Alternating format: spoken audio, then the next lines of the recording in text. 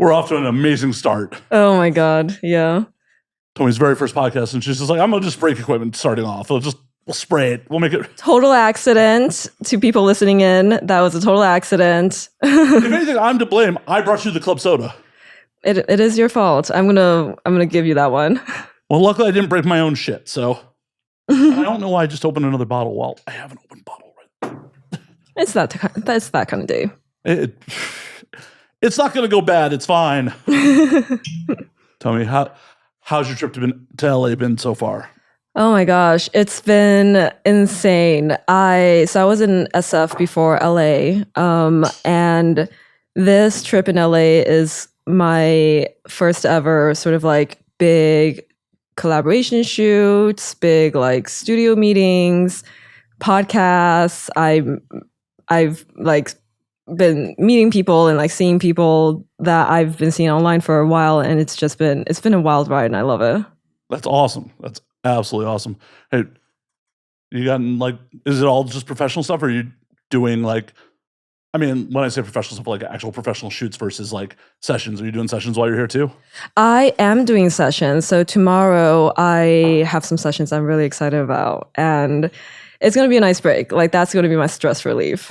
Like a lot of shooting, and then now I can take it out on some very willing victims.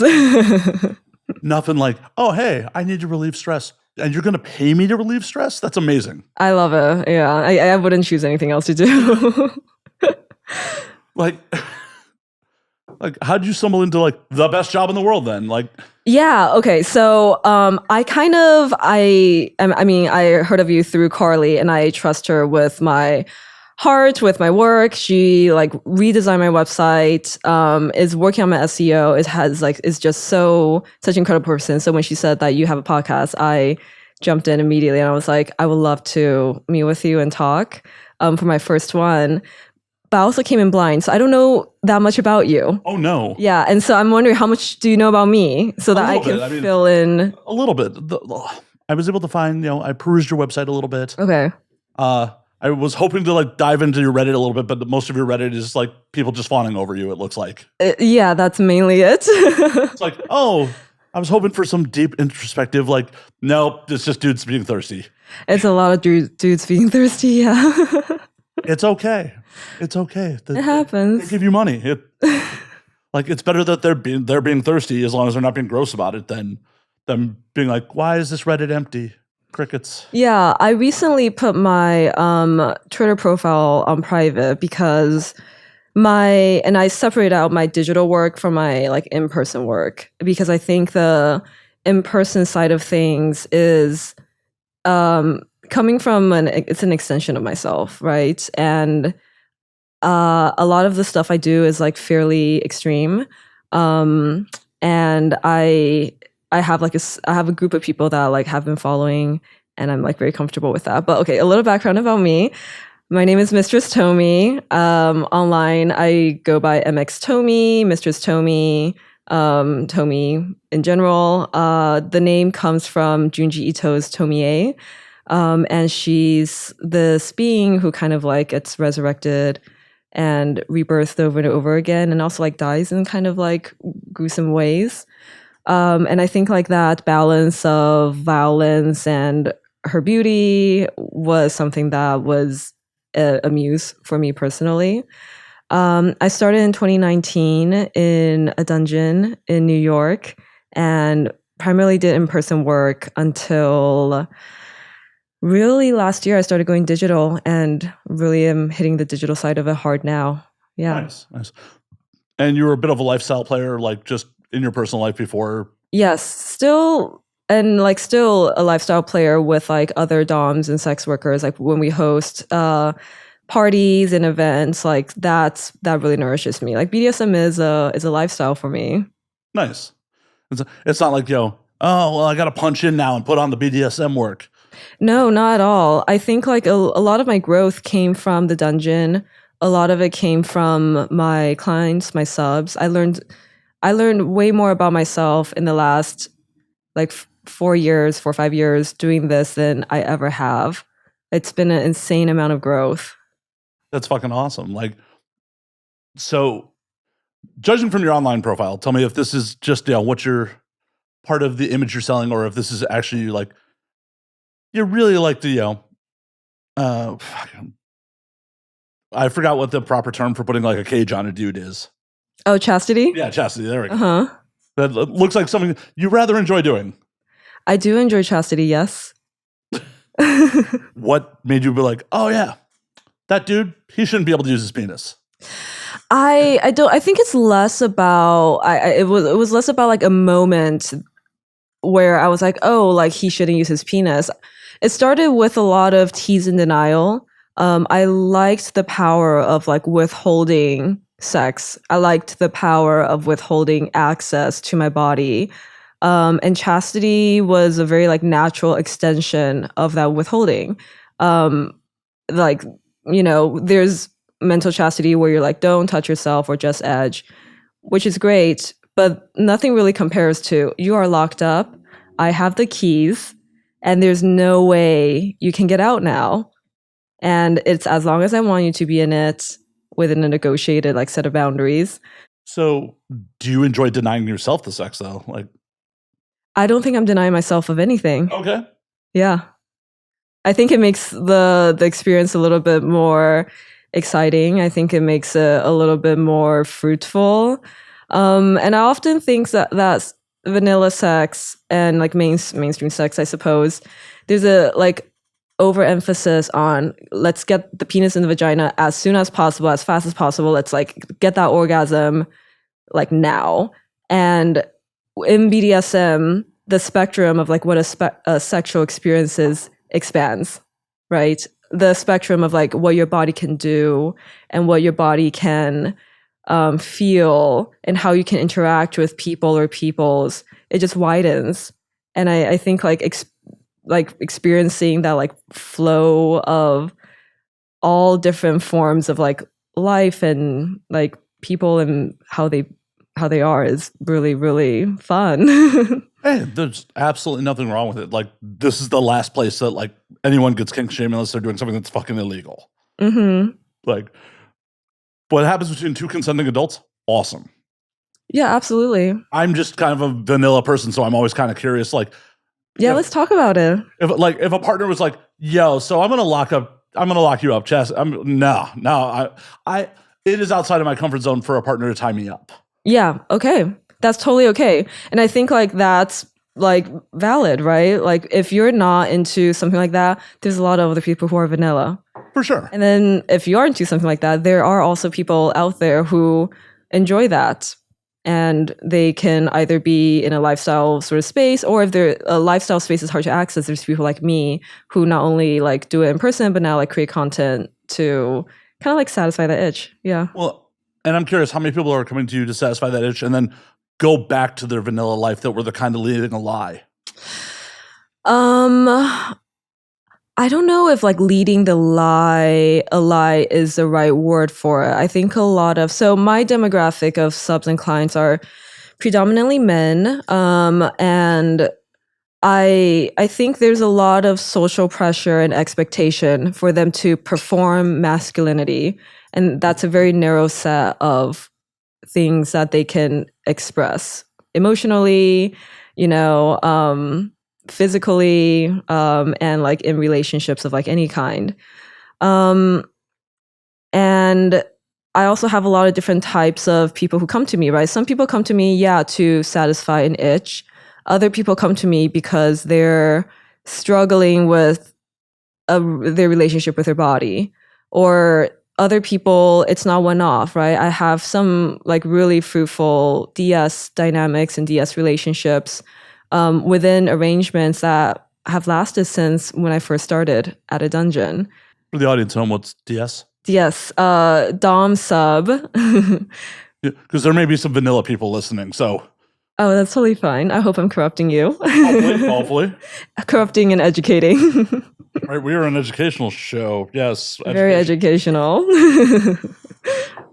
But you were saying, and so you have, I assume people of all walks of life come, but it's one of those things for me personally. It's just like, I've never had that itch. I've never been like, wonder what chastity would feel like. Or I wonder what pegging is. It's just never crossed my mind. So it's always curious to me. Like, I'm not knocking anybody who's into it. I'm just curious. Like, Yeah. what it's like. Oh, hey, I want to be dominated by a woman. And that's cool. Like, and I'm just, I'm curious the type of people that, I'm sure people probably come from all walks of life to it. It's not just like, I know there's always the stereotype of like the high-powered businessman who just wants to let go. But I'm sure there are people from all sorts of walks of life that come to see you. Yeah, there is people from all walks of life that come to see me. At this point for in-person though, with my rates, they tend to be high-powered businessmen of some kind.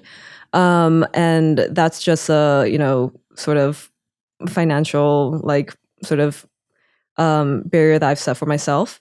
But even at this rate, I've had some clients who they saved up like months to see me, and I feel really honored that they decide to spend their money on this experience and they find it worthwhile.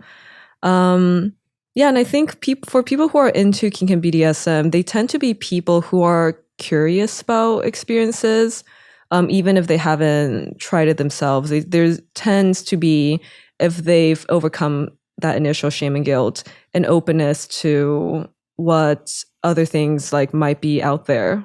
Yeah. That's awesome. I wonder if anyone's maxing out credit cards to come see you. I mean, it is a consensual relationship. I hope they are responsible with it, but there's been instances of people who have worked very hard to have access to me. But at the end of the day, that's not your responsibility. If someone else wants to max out their credit card to see you, it's not your responsibility to be like, whoa, bro, think about the interest rates. I sometimes think about that because it's always fully consensual. I also kind of understand that it could be very alluring for some people to, in a financial way, hit a point of a risk too. Sometimes them maxing out the credit card is the excitement. The fact that they're doing that for a woman that they're really pining after. There's a bit of financial domination in that. And I think there's a sort of tricky, depending on person to person, there's some sort of tricky, things to navigate. And they're fun for me to navigate, and really understanding the psychology and their ability to sustain themselves before or after, and taking that into account. That'd be hilarious. Someone just rolls in with their credit card statement, look what I did for you, mistress. I did have one person online take out loans for me once. Yes. I hope they weren't payday loans. It got to a point where I was like, okay, I think I'm going to be calling red. And on the dominant side, you can call red too, right? It's going a direction that is hitting one of my limits. And I think one of my limits is serious financial or physical harm with no repair. That's a limit for me. You're not the American medical system. I get it. Yeah. Yes. No. I don't want you to have to mortgage your home. Exactly. Yeah, I think there's some forms of play that certain doms can engage in that are more unethical. And if you're into that form of self-harm, they're out there, right? But I don't want to be an extension of self-harm. What makes it cross the boundaries into unethical? If the other party is consenting and spending their money and they're just taking it, where does it become unethical? Yeah, so I look for healthy emotional regulation and self-awareness first and foremost, so that they can assess their risk properly. And I also look for, is this something that can be repaired or not, right? So I was okay with him taking out loans for me, but there was a certain point where it's kind of getting to a point of beyond repair. It's going to take too long for him to work. It's going to take too much out of his life. It's going to really cut into how many months of rent he's going to be missing. At that point, then I stop. Yeah, the last thing you want is him trying to live at the dungeon because he's got nowhere else to go.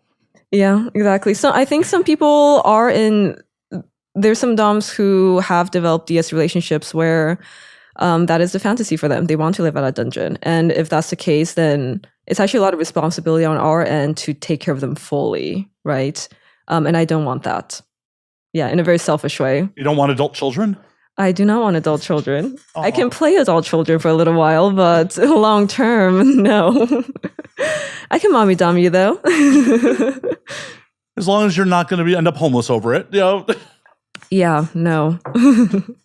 So, treat it like it's a bankruptcy. Just go into a lower, income housing, sell your car, just reduce your expenses, and then you could just pour it all onto Tomie. You just have to change your budgeting around. You may not be able to live the lifestyle you once knew.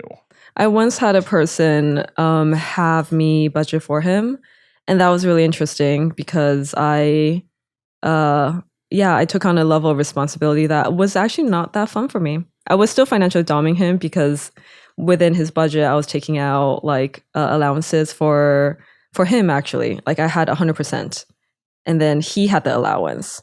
And that amount of responsibility, that it felt like a parent, right? Like a parent giving out, like, here's your monthly that you're allowed to use on XYZ, and you have to like really monitor them. Can you have him do chores to get more money? For this guy specifically, he was in chastity. So his rewards for working within his budget was release. Well, I remember when I was a kid, it's like, oh, I went over my allowance. Can I do some chores around the house to make more money? That's a great idea. Yeah, it works really well with domestic servitude for sure. Tell me at least, did you like look at his budget and be like, yo, you're not eating right. Like, we're going to give you this money to like buy a little bit better food. I have done that for certain subs actually. But that requires me like looking into their bank accounts and like doing like a pretty thorough, like, an audit an audit exactly of like what they're doing. What is this 3 a.m. McDonald's, bro? No, it's true. It's kind of atrocious sometimes how little they take care of themselves. And I think often, sometimes, not all the time, the desire to sub is like a desire to like offload certain decision making and to someone who they can worship, is more responsible, or like can play mommy. And I actually have moved away from that type of domination. I think I had a period of time where that style was really interesting. It was really fun. And sometimes I can dabble back into it for a sub who's really worth it. But I think my life has gotten to a point where I really value subs who go into the space for a certain level of hedonism, and then outside of it can take care of themselves quite well. How do you determine if you're going to make the exception for someone? A lot of it has to do with my time. My time is so limited at this point that with that level of attention I need to give to someone, the tribute package has to make sense. The amount of time I'm looking at, like, and taking care of like their situation has to make sense. And my own like emotional capacity, like that really comes down to that. Like, do I have like the means to like be that person for this one? Well, I'm sure pegging a dude's much more fun than auditing his books. Oh yes, please let me just be an animal and peg you. I'm really into some of the more like animalistic things right now, where I can just be in my body, be sensual, and just fuck you over. So pulling out one of those accountant's hats and like... Exactly. I was doing the expression. I was like, I don't think this style of doming's for me. I don't think I want to be mommy, no matter what amount of money. Right? I'm just balancing my own books and looking at like the idea of going through someone else's and being like, what did you spend your fucking money on? Like, yeah, I mean, it's that, right? It's that humiliation too of being like, why did you do this? You're this age. I can't believe you're blah blah blah, and it's a whole sort of like psychological sort of warfare. That sounds exhausting. It's difficult work, that level of doming, but for some people it's very fulfilling, and they like it and they have the time and capacity for it. Right now, it's not where I am. Just get a little lube and run it in. Oh, I don't just run it in. Well, I'm sure. I make them beg for it. I make them work for it. I warm them up. I want to see what a good slut they could be for me. It's a whole process. So when you're warming them up, like walk me through it in a little more detail. I mean, everyone likes something different, right? How do you ascertain what they're into? Is it a conversation, a pre-care conversation, or? Sometimes there's a little bit of conversation. I like to, at this point, start anything in person with a little conversation, getting to know them, learning about their life, where their kinks and fetishes comes from, what kind of porn they watch, if they've explored this by themselves before. And usually, like for pegging, for example, like pegging is just an act. It's not a mental headspace. And so it means very different things for different people.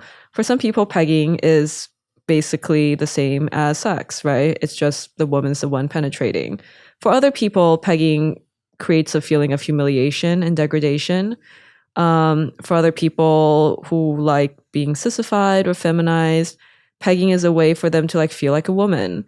So in that conversation, I'm gauging their psychological framework and figuring out what buttons I can push to get as much control and power over them in the least amount of time or in the most amount of time, depending on their budget. depending on their budget, the time, how much I want to spend time with them too. I've had instances where I've had subs like want to give me a good chunk of money for several days at a time or weeks or some of those packages, and if it's not a sustainable dynamic, that amount of time, no matter the budget, I can't spend with them. So how do you decide if the juice isn't worth the squeeze?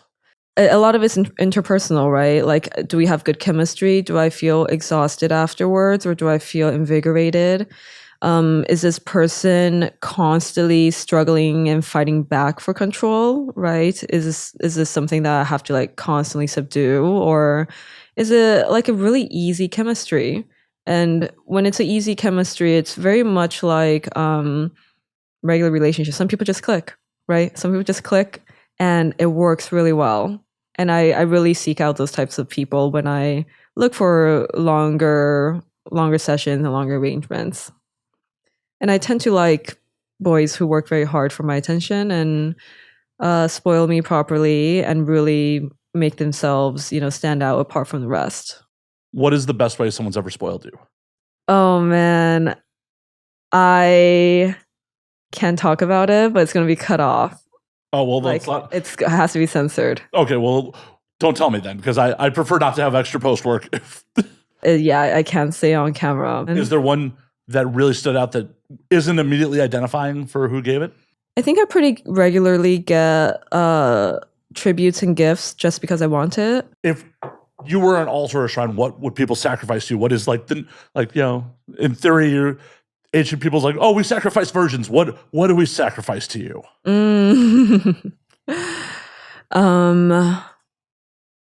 Outside of like the simpler things like spoiling me with tributes and gifts and trips and food, what I like in their sacrifice is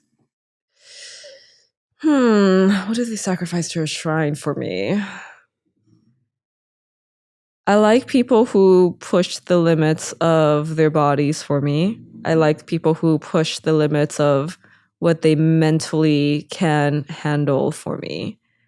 I think that makes me feel alive. That in this brief moment I'm on Earth, there's these people alive with me, and I can do what I want with them, experiment on them how I want. Someone who's willing to come to you and be like an open canvas. The best sacrifice is a person, a whole person. Yeah. Like that's very, very satisfying for me in a very real way too. Like not in a performative way. And I can experience just like two molecules colliding. One allows you to be an artist. So like they get to be a canvas for you to paint on. Yes. Sometimes literally. I paint in different ways. I saw some red paint, as it were, on your Twitter feed, or was it the Reddit? There was a picture of the red paint. Yes, there was red paint on my Twitter feed. That was actually a really gorgeous night. One of his. Oh man, is this something I can say on camera again? I probably can't. But that was a really gorgeous night of red paint. All right. There was definitely pictures of sounding also. Yeah, sounding's fun. I mean, I'll take your word for it. I'm never going to experience it. I'm old enough that like back in the day to test for chlamydia and gonorrhea, they had to stick a Q-tip up there, and that's enough for me. Yeah, it's not a sensation for everyone. No. Like literally back in the day, like it. I mean, this is what I'm like a teenager, early 20s, like the local clinic. That's how they would test for chlamydia, gonorrhea is like Q-tip your dick, and it's just like it put me off. Like unless I was feeling like, oh, I really need to get tested. Right. I did not get tested as regularly as I needed to because I was just like, yeah, I don't want to do that again. And then they're like, oh, it's just urine now. I'm like, perfect. I will get tested every 3 months. Cool. Oh, there's a fly. Yeah, I don't know where the fuck that came. Probably while I was out smoking. And it was just like the idea of sounding just does not appeal to me in any way, shape, or form. Like, God bless the people that are into it, but it's just one of those things where I can't wrap my brain around because that's just a sensation that like, ugh. Yeah, I've heard that it feels like you're peeing backwards. It feels different for everyone. Again, like every single body is so different. So for some people, it feels like peeing backwards. For some people, it's like being stretched out. I had one sub where what I would do is run electricity through it, actually. And he said it felt like, and this is so interesting, he said it felt like getting a blowjob from the inside. And it was a small amount of electricity. I mean, you're almost selling me on it at that point. Like, it sounds interesting, right? I'm sort of like, it's so curious how differently everybody like reacts. But I 100% like in my head would be like, oh, a blowjob from the inside. That sounds amazing. And then like, if it didn't feel like that, I'd be like, I was sold a bill of goods. Just my experience with just a Q-tip was it was wildly uncomfortable. And then the next couple times I had to pee after that, it still burned. Yeah, so the burning sensation sometimes can happen if like you are a little bit more sensitive there. And also if there's like, if you're using the sound and it's kind of going like in and out several times or it's going too deep. But it's all things that I make sure that I shadow several DOMs before I practice anything myself and do extensive research. Soundings actually, people don't realize this, but it can be a little bit dangerous because you can get like an infection if you puncture anything or if you don't sanitize it properly. And it's something that you have to be careful with, and like any other sort of more intense kinks. So is there a separate waiver for sounding? There's no separate waivers. There's no waivers really. I think subs really have to do their due diligence on their dom and who they like and the chemistry. And I also think that's why when a sub gets along with a dom, and I have several regulars like that, there's a devotion and loyalty to it, because it's really hard to find someone who not only aesthetically fits like what you like, but also has the emotional makeup and the psychological sort of like power, the skill set, like all of that has to line up in such a specific way for it to work out and for DS dynamics to go deeper. No, for sure. I'm curious, do you ever envision like any sort of thing where you're like in personal life where it's more of a vanilla dynamic, or is it always like, this is what I like, this is what I want to do? In my vanilla life, do you mean like, do I do vanilla things, or what do you just mean? Like if away from a personal romantic relationship, would you ever be like, oh, I'm not going to be the one in control? Would you ever give up control? Oh, interesting. I think it's important to recognize that no one's ever truly in control.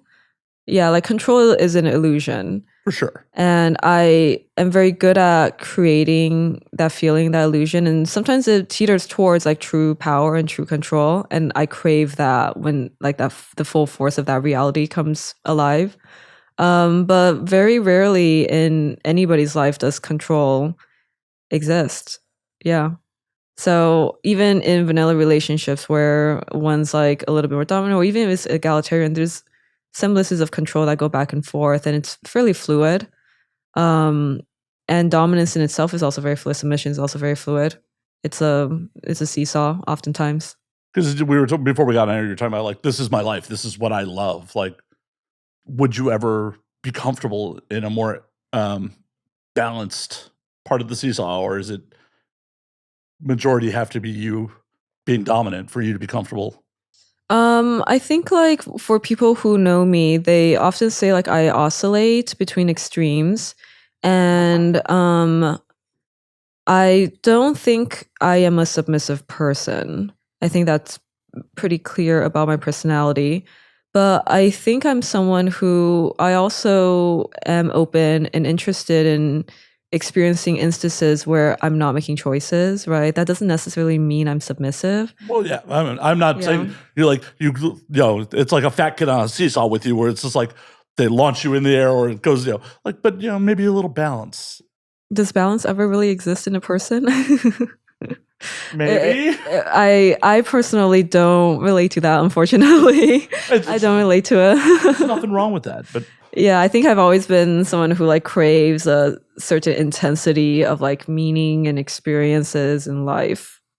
so how would you handle someone who's equally as intense as you are?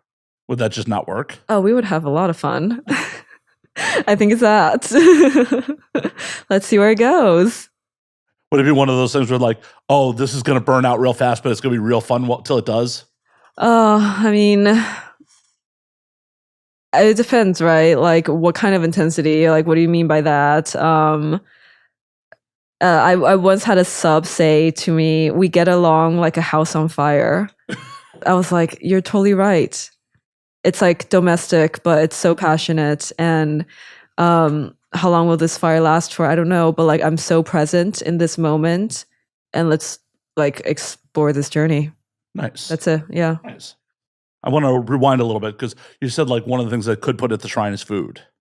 Yes. What are people buying you? Like what I are your love go-to meals? I love a good tasting menu. I love a good tasting menu. So in New York, Oishimi, Oishimi. It's Yoshino's is the best like omakase I've been to ever. And I like it specifically because there's two brands of sake that is exclusive to that restaurant. They only came to the US for the chef. It's like actually one of the best like omakase tasting menus I've ever had in my life, and some of the best sake I've had in my life. Other tasting menus, I like Bomb. It's behind Oijimi, and it's a Korean fusion tasting menu. They have one dish. I talked to the client about it, and he said it's too heavy for him, but I disagree. They have this like Wagyu steak that's topped with like uni that I thought really just melted in my mouth, and it paired really well with the red wine that we had. He thought it was too heavy though, but I like things a little bit heavier. I like things a little bit creamier. Is that one of those situations where you just tell him he's wrong? No, he's totally like allowed to have his opinions. Oh no, that was completely a Dom joke. Like, no, you're just wrong here. Oh, that would be funny. Yeah, but no. Yeah, and I went to Bomb. How many times have I gone there? Twice at this point. That's pretty good. For cocktails, Shinji's. It's a smaller bar, but it's sort of like gorgeous, like dark interior, indoor space. And they have like a really interesting, what is it? It's like a deconstructed, like, what is it? Like, it's a deconstructed like martini, I believe. I might be totally wrong about that. That night was a little bit blurry, so don't quote me on it. Is there alcohol involved? Oh no. There was a bit. Like, I knew what I was drinking when I started. By the end of this, who knows? I've definitely had those nights in New York. I was just like, oh, I got real drunk here. Yeah. The alcohol there tasted so fucking good. Like, it was really, really spectacular. Really good cocktails. My go-to like cocktail spot in New York is out in Queens, Dutch Kills in Long Island City. Oh yeah. That place is fucking amazing. Are you a big foodie? I'm fat. It's like one of those things where like I appreciate a good meal. I wouldn't call myself a fucking foodie. Like, it's not like, oh my god, the umami flavor of But it's also like I 100% when I travel judge places on the food. Like, I've been to Amsterdam and I'm just like, Amsterdam kind of sucks. The food here sucks. I'm going to Amsterdam in 2 weeks, actually. Is that XBiz or XBiz, yeah. And I'm also doing some shoots there. I'm excited for it. have you ever been? I've never been. So I'm hopping to London first, and then I'm going to Amsterdam after. You're just like bad food destinations on that one. Actually, London, there's a few good restaurants. No, to be fair, I actually had a couple good meals in London. I forgot what the name of the place was. I mean, it's also been like 10 years. I went to some place in Soho that did wild game. You gotta give me the name of that. I will have to like look at my Instagram stories from 10 years ago. And I'm a big food tourist. like, I got zebra while I was in London. Oh, zebra? Yeah. What did it taste like? A little gamey, but it was good. Oh, interesting. How is it different from like other types of horse-like meat? Seeing as I've had a bunch of them now that I think about it, because I had springbok, kudu, and zebra while I was in South Africa. I had zebra in London. I had horse in Japan. It was good. It was a little gamey. It was like prepared as a steak. It was like a 500-gram steak. It was good. It was one of the better meals I had in London. Like a lot of the food in London was just like, it was pub grub. It was like, it scratched the itch, but it wasn't like, oh my God, I would recommend going to this place. Yeah, I agree. I think LA and New York has pretty good food in terms of like the US. Chicago's an amazing town to get fat in. I've been to Chicago and I've like traveled there quite frequently. I feel like it's okay. I don't know. Am I not going to the right places? What are your recommendations? Oh, well, I mean, it depends on what are you looking for in Chicago? Right now I'm still on my tasting menu, like, journey. So tasting menus. Okay. Well, because like a lot of what is great in Chicago is like, there are some amazing Michelin star restaurants. Yeah. I've been to Alinea. That was pretty nice. That was pretty good. Yeah. But a lot of the like mom and pop Italian places are fucking amazing in Chicago. You know what? I did have like one of the best hot dogs I've had was in Chicago though. It's a little hole in the wall place. It's like a local staple. Don't remember the name because I'm terrible. I remember the names of like. Did the staff insult you? They did not, but it was a really good hot dog. Okay, well, because there's a place in Lincoln Park called the Wiener Circle that is famous for the staff berating people. Like it's just a tiny hot dog stand, and all in all, you're going to get good hot dogs in Chicago because Vienna beef hot dogs are superior to almost any other hot dog. And that is like the Chicago staple hot dog. Vienna beef is so serious about their hot dogs. When they moved their factory locations, they realized the recipe in the new location didn't taste right because there was some bacteria from like when they opened the original factory in like the 1900s that affected the flavor of the hot dog, and they had to import that bacteria from the old factory to the new factory to get the flavor right. Okay. Like, that's how serious they are about it. Wow. Born and raised in Chicago, so like. Oh, you were? Yeah. Got it. Have you seen The Bear? I have. I really like that show. I do too. Anxiety inducing. Did you ever work in restaurants? I've never had any experience working at restaurants.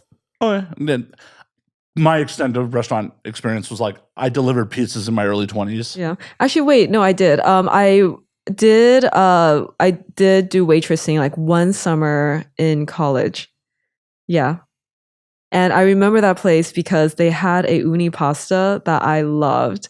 And every time the staff in the back would make extras for it, that would be like my meal for the day. And I would have like takeout to like eat it for the next like however long. I see uni is a reoccurring theme. I love uni. It's so good. It's just like I was in Little Tokyo recently and they were selling these like uni boxes. And I was like, should I just for dinner buy a whole box and just eat it? Like, might as well. I know. I'm like, it's a little gross though. To who? To myself. I was like, man, this is, you know what? Fuck it, I'll do it. 100% should do it. I'm gonna do it. I'm gonna get a whole uni box and just eat it. It's one of those things where, like, you never know like the situation, like how sustainable some of the seafood's gonna be. You might as well enjoy it while you fucking can. Oh, uni's so good. Who knows in 20 years if like this shit's gonna be readily available still. That's true. I fell down a YouTube rabbit hole about Japanese eels. Like the other day, like how there's a giant black market for eels. Oh, interesting. Because Japan's eel production's down like something like 80% from the 80s. Because they don't know how to actually birth them in captivity. They have to. I've heard about that, yeah. They have to, farm glass eels, which are baby eels, and then raise them in farms. And there's such a high demand for eel in Japan that like eel can go for something like $35,000 for like a couple pounds. Oh wow, okay. Up to, so it's like, I'm sure people in the 80s and 90s were never like, oh my God, this may run out one day. So fucking enjoy it now. You never know. Okay, here I go. After this, I'm gonna buy a big box of uni. Right? Buy it all. Fuck. And you said earlier in the show, it's like, we're only here for a limited time. Why deny yourself? Yeah, that's true. Yeah, that's true. Like, who are you worried about judging you on eating the box of uni? Who? You're totally right. It's like a big box of uni though. You should like see it. It's pretty big. Well, send me pictures. You have my number. Like, got it. Send me pictures. But I'm not going to judge you for it. I'm going to judge you if you don't do it. Okay. Got it. I might get a little sick if I eat that much uni though. So we'll see. Future problems. Those are all future problems. Like if you get a little sick, you're like, ah, shit. Okay, I know my limits. It's like drinking too much. You're like, some nights you go out, you go real hard, and you get a little sick. You're like, okay, I shouldn't drink that much. You know, this is words of the wise. Where? Fucking nah. Trial and error. Like, fuck around and find out is really a good thing sometimes. I think I know that eating a whole box of uni is going to get me sick, though. Like, I think I know that, which is why I didn't do it. I mean, how do you know? How do you know for certain? It's like drinking, right? If you know you drink a certain amount, you're going to get sick. It's like, okay, you have a whole box of uni. It's a big box of uni, and that's the only thing you're going to eat at like 10 p.m. at night. I don't know. Alrighty. There's only one way to find out. Yeah, okay, maybe. I'll see. I'll see where my pendulum swings and how moody I am when I decide.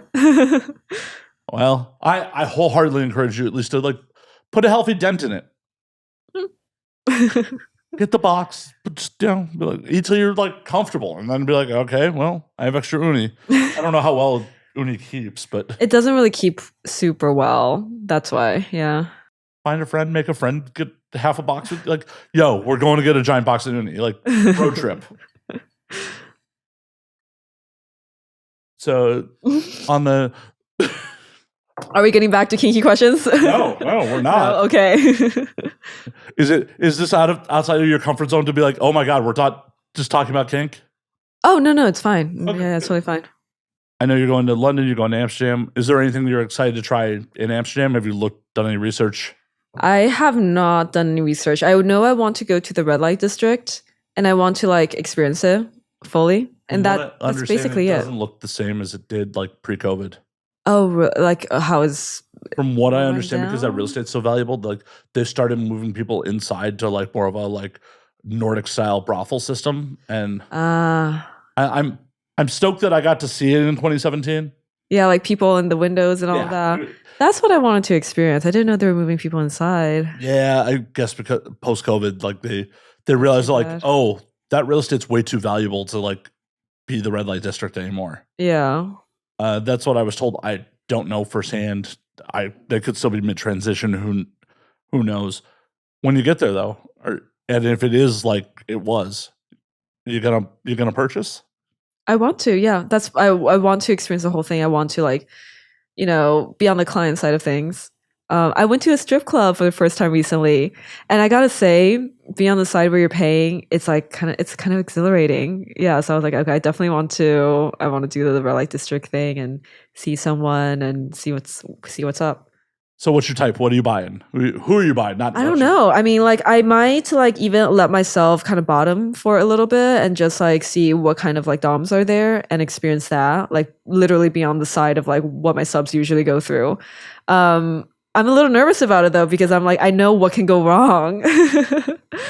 Other than that, I mean, like for vanilla experiences, I don't know if I'm into the vanilla experience. I want to like a BDSM experience. Okay. So you're not just gonna be like that blonde girl, her. Yeah, I mean, maybe. I'm not like, scratching that off the roster. Okay, well, if you're just going purely on physical appearance and you're just like that one in the window, who are you picking out? Like describe you know what? I wanna go for someone who's like who looks a little like unique and like maybe like like alien. I don't know, like a little melancholy, a little some like, why are you here? It makes you like question, like, what's your story? You're trying to go What for are you doing? You're trying to go for the sex worker who's like, oh, you look like you haven't gotten a lot of business in the last couple hours. Like, I want to go for like the mysterious one, you know, like the one that's sort of like gazing into the distance for some reason. it's not one physical appearance that like. I genuinely mean this. I like all sorts of bodies, and I like experiencing like and seeing like all sorts of bodies too. Okay. Yeah. Nothing wrong with that. You say that a lot about a lot of stuff I say, nothing wrong with it. Well, yeah. Are you like implying that you have a specific type or like you're I mean, I have definitely slept with multiple people that are of a different spectrum. But it's like one of those things where like, if you were like, hey, draw the person that like you want to bang first and foremost, like I'm generally attracted to redheads with big tits. Okay. Like that's just like, has all my partners been that? Not by a long shot. Uh-huh. I think I'm like, so I'm primarily for like porn and attraction. I primarily like read hentai, like manga style hentai. And a lot of like right to left. Yeah, I mean it's on the phone, so it goes. You're not breaking up. I'm like clicking the page. Oh, yeah. I'm like clicking the page. I'm just like, oh, are you breaking out the paperbacks? Oh, I mean, I would if I have like enough space in my place, but I already have so much manga in my like office. Yeah, and I think growing up with like 2D porn and then having like 2D interests and fantasies has sort of like really like influenced like how I perceive like 3D bodies. Yeah, and like what kind of things attract me to it. And because I grew up with like hentai primarily, a lot of the attraction is psychological, like first and foremost. And I have an interest in like what bodies can do in general, and like again, like how I can push it, like what happens to it, what buttons I can press. Yeah. It's about to say it again. I was about to caught myself. How were you exposed to hentai? Like, where did you stumble across it? At first, it was actually like YouTube video. Like back in the day, before like YouTube had all this like censorship stuff, it was on YouTube, and then it was a video. And how did I even come across the hentai sites I watch now? I think I probably was like searching for really specific tags for interests, and like some sites popped up, and I think as we all do, we kind of like explore the web and try to figure out which site is for me, you know, and you just fall down the rabbit hole fall down the rabbit hole, and then there I am. Yeah. I guess Oroskodoji is technically hentai. What is it? Oroskodoji it was an anime hentai like that I saw on VHS randomly in the 90s, like, and a lot of tentacle. Yeah. Okay. I don't think I've seen that one before. I think my first like full length hentai film was Black Bible. Okay. Yeah, and it was like futanari tentacles, like fairly taboo, taking place at a school. Are you searching it up right now? I'm Oroskodoji, Legend of the Overfiend. It is from 1989. Wow. I did not see it in 89. Uh-huh. But it was one of those things like, apparently, I didn't realize it came out in 89, but, you know, somehow got like, and it washed up on my shore in like 96 or 97. Mm-hmm. But also, like, growing up, things like Ninja Scroll, Ghost in the Shell, all the, like, the animes were popular with a lot of my friends. So, of course, the things that skewed a little more sexual. Were you a, like, geek growing up? Oh, a yeah. nerd? Uh-huh. Oh, yeah. Did you watch a lot of anime? A little bit. Like, I was much more of, like, role-playing games, like comic nerd, a little bit of anime, but it was just like, you know, I definitely enjoyed Ninja Scroll, definitely enjoyed Ghost in the Shell, but like because of the social circles, that all, you know, like, oh, dude, you gotta check this out. What was your favorite anime? Definitely have like a soft spot for Ninja Scroll. Like I really enjoyed it. Like at the time, Ghost in the Shell, like I watched it a bunch of times. I just didn't get it as a kid. It's like, what's going on here? I just couldn't follow it. Mm. But this is also at the point where like I was a dumb kid. I wanted to watch things that were dubbed. Like, people, subtitles are the way. Don't watch dubbed things. Subtitles are the way. I don't, as an adult, as a fucking adult, I don't understand people that are like, oh, I want dubbed. Like, no, you're gonna miss the nuances of the actual performance. Even if you don't understand the words, you're gonna miss the proper vocal reflection of the performance watching a fucking dub. It's never right. Yeah, it's true. I mean, I grew up watching subbed anime my whole entire life. And then I only watch dub when I want to like convince my friends to watch anime. Because they're like, I don't want to read words while like I'm missing the show. I was like, okay, well, these people shouldn't be your friends. We can start with dubbed, and then I'll convince you. It's as easy as that. I think you should just end the friendship over that. Yeah. You want dubbed? No. I have higher standards than that. What's wrong with you? Are you a child? Do you not know how to read? Can you not read the words fast enough as they come up on screen? A great example of that in recent times is fucking Squid Game. Like, from what I understand, a lot of shit was, I watched it subtitled, a lot of shit was lost in the dub translation. Yes. Yeah, that's true. And how that's modern. How much shit is being lost in like older content where the internet wasn't there to fact check it. Mm-hmm.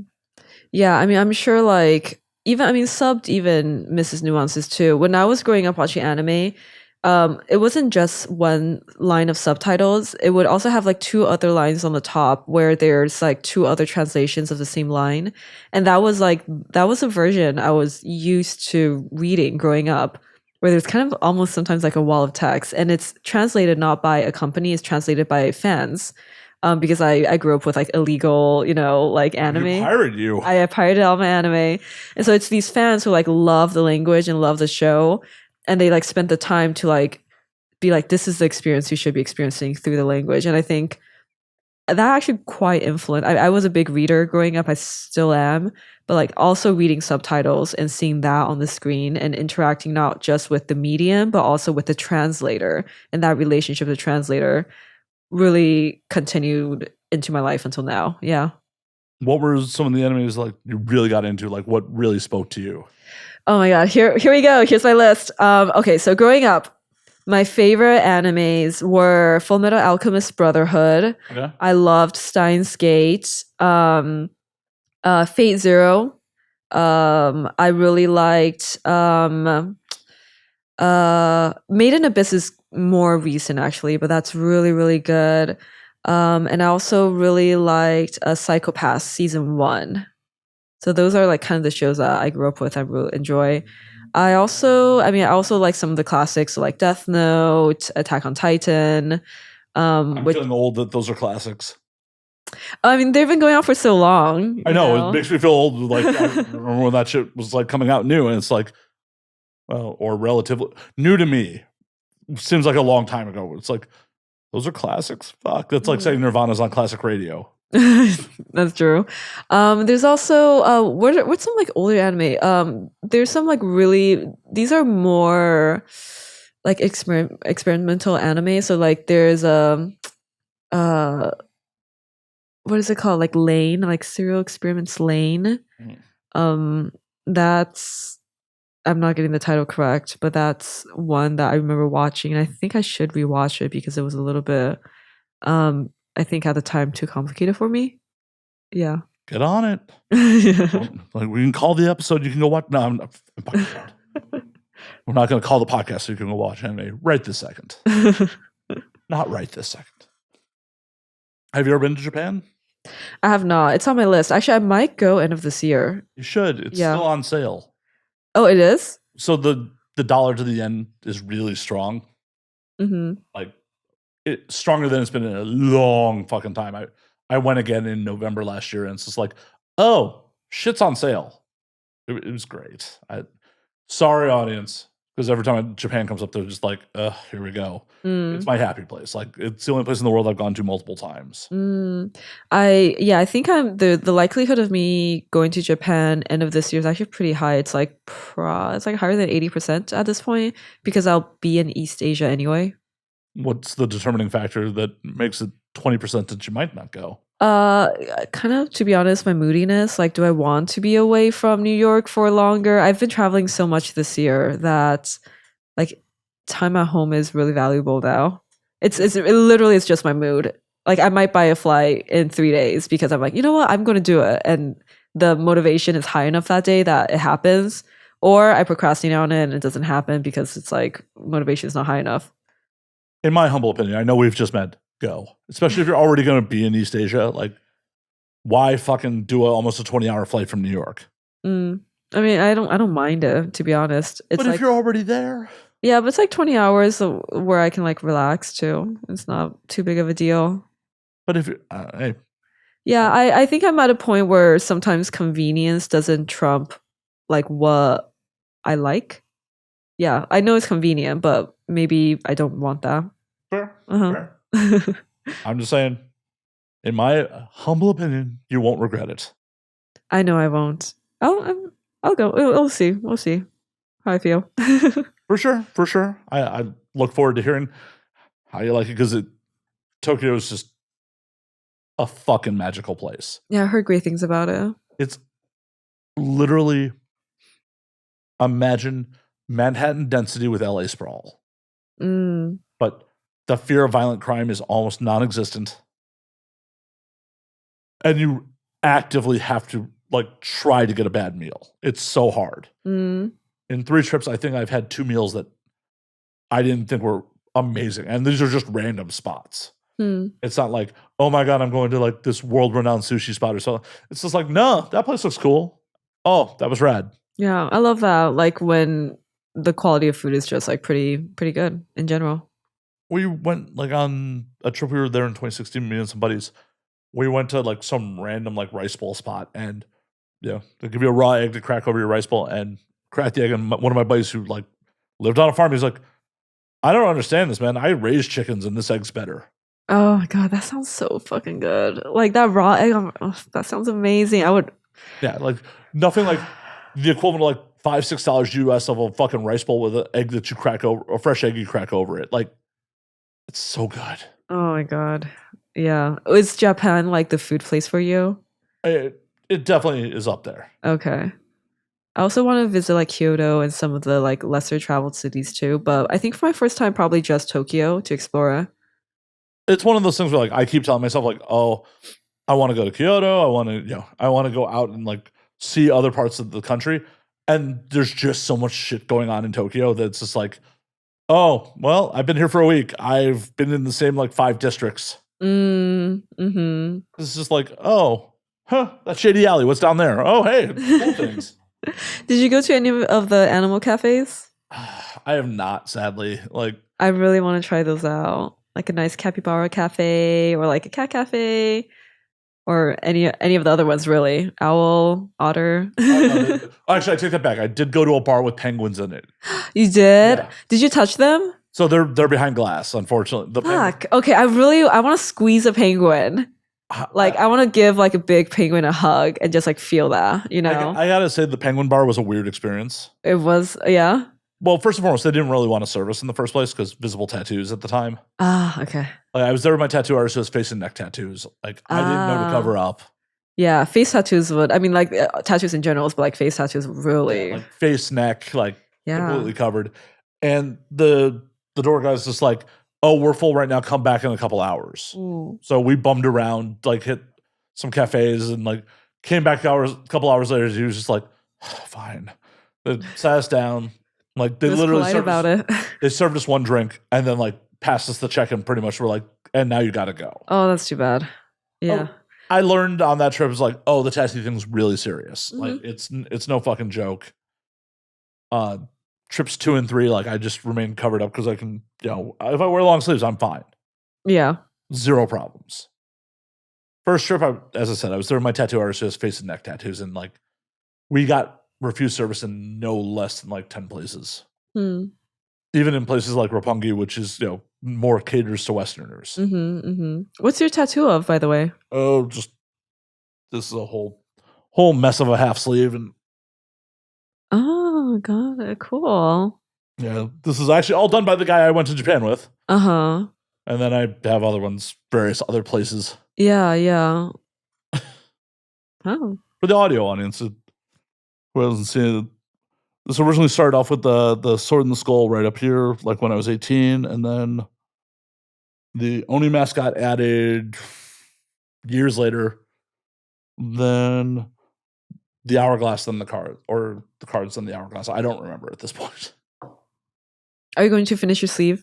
I might at this point. Like, there was a number of years where it was just like, oh, I have a real life job. Like, I have a corporate job. You have a corporate job? I did at one point. Oh, okay. What did you do? So for a number of years, I worked for an armed security company, but like the last handful of years I was there, I was in mid-level management, and I traveled around helping deal with underperforming branches. Yeah. So it's just like, at that point, I had to shave my mohawk off. I had to like keep my beard fairly well trimmed. And it was just like, oh, they're probably going to frown on like, there's whole points in my life where it's just like, dip my toe in shit. It's like, oh, I'm gonna get tattoos, but I'm gonna get them so they're concealable in case I want to, go into the fucking square world. Yeah. And at this point, it's too far gone. Like, but I still act like, oh, maybe one day I'll be in Square Land again. It's like, motherfucker, I have an AVN nomination. Like, I was on Showtime accepting a fucking AVN. Like, I don't think I could go back at this point. Why would you want to go back anyway? It's a little bit miserable on the other side from what I can see. Oh yeah, no, it would never be going back out of want. It would be out of necessity. It'd be like, oh shit, this ain't working out so good. Guess I'm gonna go back to corp. Yeah, let's hope that doesn't happen. I can't imagine. I honestly can't imagine going back to like that world. Oh, I have zero desire to. I mean, when I quit that job in 2014, like I didn't have anything else lined up. I just was so burnt out, and it's just like, fuck this. I was making six figures, but it's at the end of the day, it's like, oh, this is not like amazing. Yes, it is over the median income of most people in America. Yes, I was making comfortable money, but at the end of the day, it's just like, I'm miserable for slightly above average money. It's not like I'm fucking wealthy. So why the fuck am I doing this? Yeah. So I walked the fuck away from it. Yeah, sometimes money costs too much, and an amount does not necessarily mean like more happiness. And I think that's really important to discern. Yeah. Well, it's one of those things that I think there was a study, I don't know how accurate it is now, but it's like, at the point where you make over 70,000 a year, it's diminishing returns on the happiness. I don't think that's true from experience, to be honest. But I think everyone has a different amount where after that certain point, it is diminishing returns. But it's different for everyone. Yeah, For sure. like what that cost is and the work is. Yeah. 100% at the point where like, you don't have to worry about like how you're going to, pay your rent or all that shit. Money does buy happiness. It does. Yeah. But absolutely does. There's a point where it's just like, I know firsthand, like when I was making that kind of money, it's just like, oh, I could take trips and do whatever the fuck I wanted. But it also was kind of isolating at times because none of my peers were making that much money at that point. So it's like, hey guys, someone want to go to Australia? Like, I'm going to go to Australia. And no one had the money to go with. And yeah. How did you deal with that? Did you hide the amount of money you were making, or did you navigate it differently? Did you make a new circle of people? No, I just did shit by myself. I'm very much like, I will invite people. I will try to integrate my friends into what I want to do. But if they don't want to do it and it's something I want to do, I'm just going to fucking do it. Like I went to Australia by myself. When I went to Japan last year, I went by myself. Nobody. I asked a bunch of people if they wanted to go. They all hemmed and hawed. I bought my fucking ticket and I went. Yeah, I think that's something that like I've been thinking about, sort of like, how do you navigate social spaces financially, especially if you sometimes like outgrow the initial circles. I don't think there's any easy answers. No, there definitely isn't, because it's like, you don't want to just base your friendships on like how much money do you make, like Yeah, but but the access is different. And I also think that it's very similar to like just normal relationships, right? Like you are growing together or you're in the same place together. And navigating that, it can be a little tricky for people. it definitely is tricky because it's one of those things like there are some people that mean the fucking world to me, but it's like, oh, we have very different lives at this point, so we have grown apart, and like that is unfortunately part of life.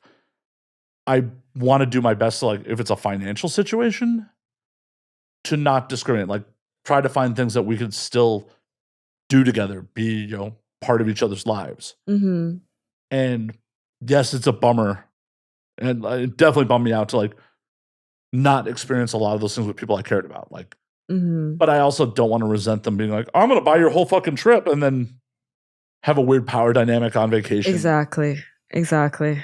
Yeah. Like, it's tough. It's a difficult thing to navigate. And, I lucked out for a little while there. Like a couple years later, most of those friends were in better positions to be able to travel. So a bunch of us were traveling together for a number of years. So that was cool. Ooh.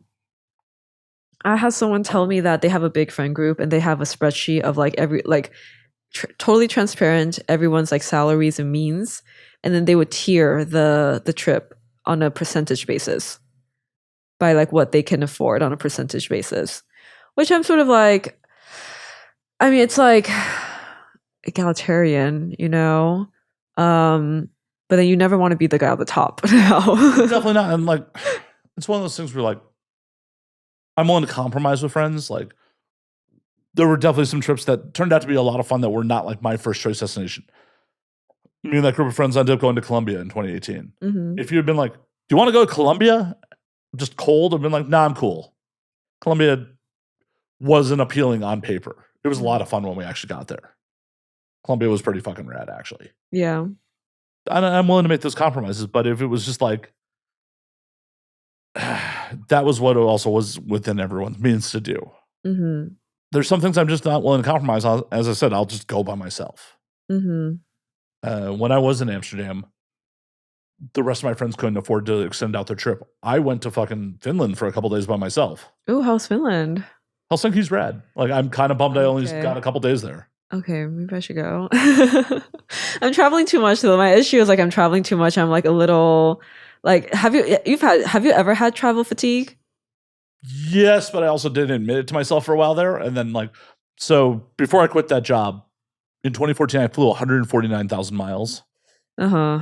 And had 300 nights of Marriott properties that year. 300? That's like the whole year. Did you have did you have your own place? No, my shit was in storage. Okay. Like, I was traveling so much for work, and the company's policy at that time was you could travel home on weekends. They didn't really monitor me very well, so I just went wherever I wanted on weekends. Yeah. When my lease was up in May of 13, I just put my shit in storage. And just went wherever the fuck I wanted. You were living that nomadic, like work from home life before anyone else did it. Yeah, literally. Like, have you ever seen the movie Up in the Air with George Clooney? No. Okay, it's that movie. It's really funny to me because like I saw it when it first came out, and that was before I was like living the nomadic travel, like full-time travel life. I was like, oh, this is a funny comedy, and then after living that life, like, oh, this hits too hard. This is too real. This is too real. Yeah. Oh my gosh. How did you recover from that? Because I need to cut down on travel, but it's a little impossible to sometimes with my life. I just quit my job and didn't. You just stopped? What were we talking about before I got on air? Sometimes I burn out and then just stop doing shit. And then that was one of those moments. I was like, holy fuck. Like, I've been in an airport twice a week, every week for like the last couple years. I was on a first name basis with the shoe shine guy at LAX. Wow.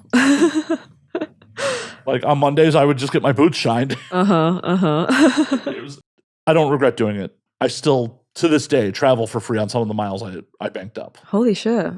Like, Japan was completely on those miles. That's insane. I still have Marriott points that I been squirreling away for a good day. Part of the reason why I have been doing more digital is to have more control over my time and travel.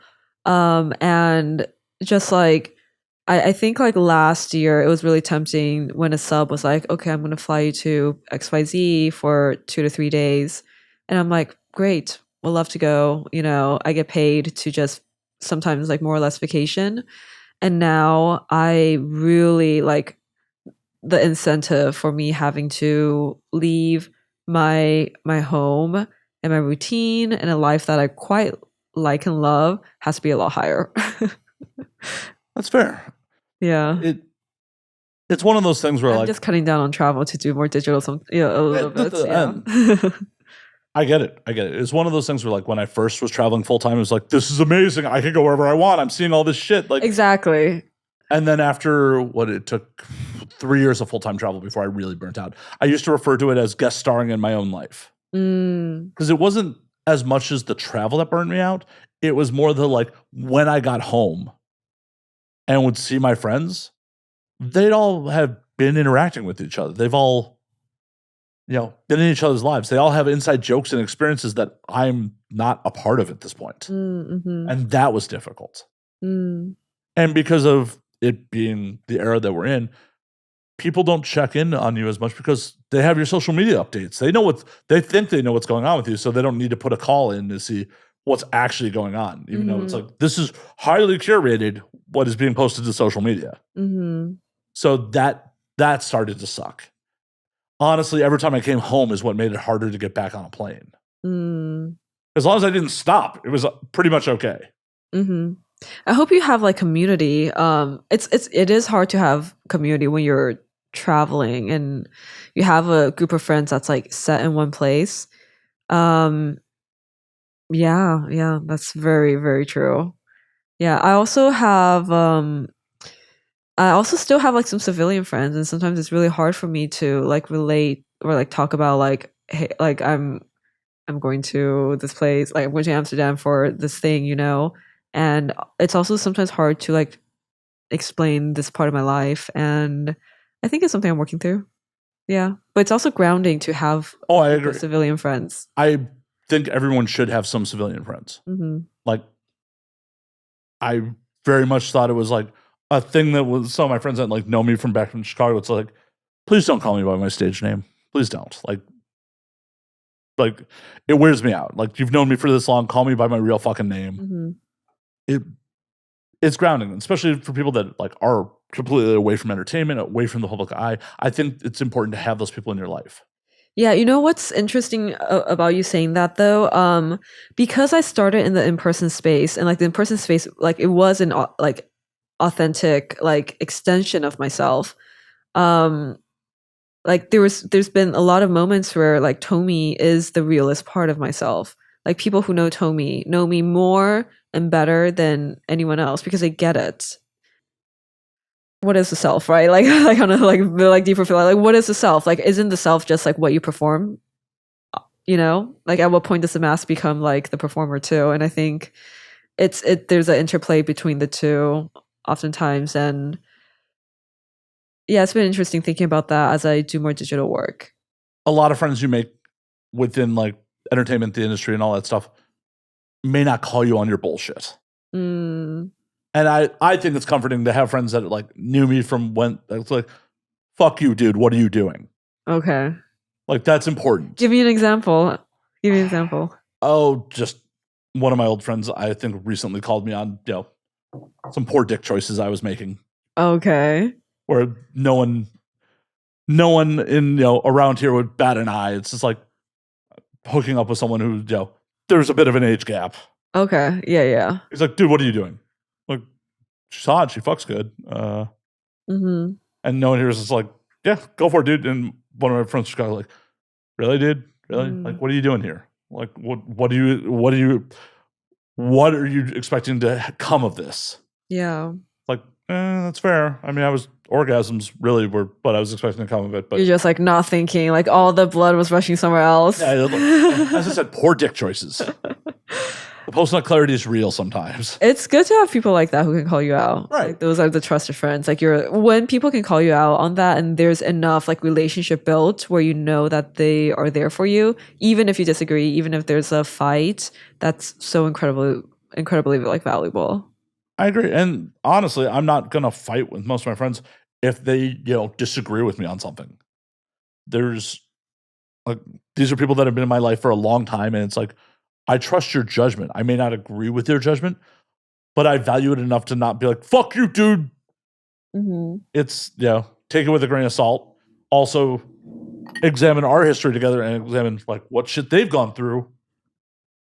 Their advice is colored by their personal experiences and may not be the best for my situation here. Mm-hmm. Mm-hmm. But I'm not going to fight with them about it. Yeah. Definitely like, have had old friends, who have had messy breakups, have had people cheat on them, and then like give me relationship advice where it's just like, when I took a step back from like, oh no, that is completely colored by your ex who really fucked you over. Mm-hmm. You were just applying your life experience. And that's what we do. I mean, that's what we do as humans. We apply our life experience to situations. Yeah, which is why I think it's important to expand life experiences I agree. in whatever way. Yeah. I agree. I often say like one of the biggest problems with America is not enough Americans get out of America and see how other people live. Mm-hmm. Like we would have much more empathy for other people and much more of an understanding of like how other people go through this world if we actually went and saw it with our own fucking eyes. Yeah. Do you ever like, so we can apply that on like a cultural level with different countries and traveling. Do you ever apply that to like yourself with like what we were talking earlier with kinks and fetishes, like to sexual experiences and what your body can do and what, like how it'll change your relationship with yourself if you experience certain sensations or certain experiences? You're not going to peg me. I'm not trying to peg you. I'm completely joking. It was completely me deflecting and just making a stupid joke. It's one of those things where like, I haven't really given it any thought because it's nothing that's crossed my mind of like, oh, hey, this is appealing to me. Mm-hmm. So it's nothing I've really dove down the rabbit hole of exploring because it's just like, it's never crossed my mind. Is there space to be surprised? Just to give it a try? In the right situation, but it's not something like I'd seek out. Like, it's one of those things where like, if I was involved with someone and they'd be like, oh, hey, I'd like to try this. It would really turn me on. There's a much higher probability that I would say yes to that than being like, fuck it, let's go to the dungeon. Let's see what happens. Yeah. What if turned on is not the like state of being or like the end goal? What if like the experience in itself is it, you did something that you didn't think that you could go through and you went through it and it opened your eyes to like what you could possibly go through or how your body reacts or anything like that or how your mind reacts. I don't know. I'm not about tough times. I'm not very hedonistic where it's just like, nah, I'm going to avoid as much struggle as possible.